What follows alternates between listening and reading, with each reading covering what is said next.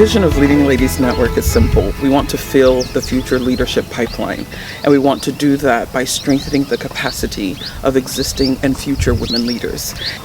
The StandOut Women's Leadership Program deals with both internal and external issues that women leaders have. With the internal, we borrow heavily from the 7 Deadly Sins of Women in Leadership book and curriculum.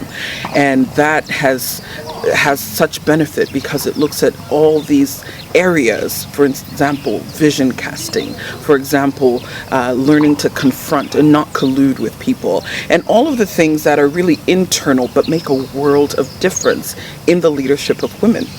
The external factors, we're looking at things like business etiquette. How do you look the part in your leadership roles? For many women, the internal affects the external. This is not the ordinary leadership programs that we go where we just go listen and come. But I realized that this is a program where we are going to meet people from other walks of life, where we are going to share experiences.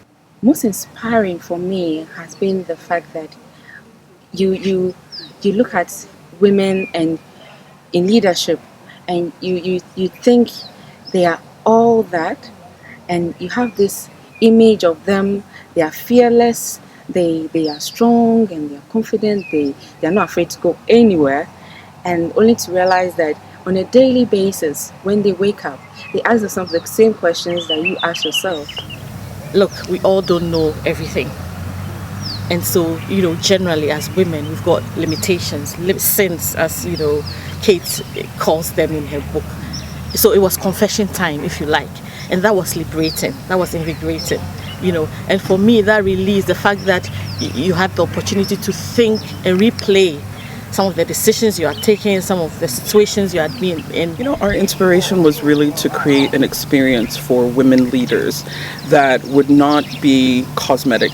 What's impacted me most has been the ability to reach real deep down and bring out issues that I've personally been dealing with and getting those issues resolved. It's been almost a spiritual journey for me, actually confronting myself and confronting the issues that I have to deal with as a woman leader.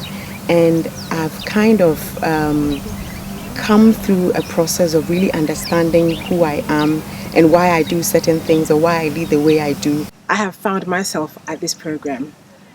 Things that I didn't know were lying within me have been exposed. I feel liberated, and I feel like I have more power to help other people and do my job a lot better. This residential portion has been truly transformative.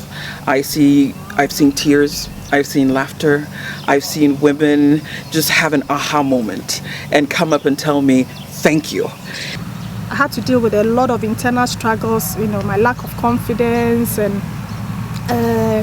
my self-perception, how I perceived myself.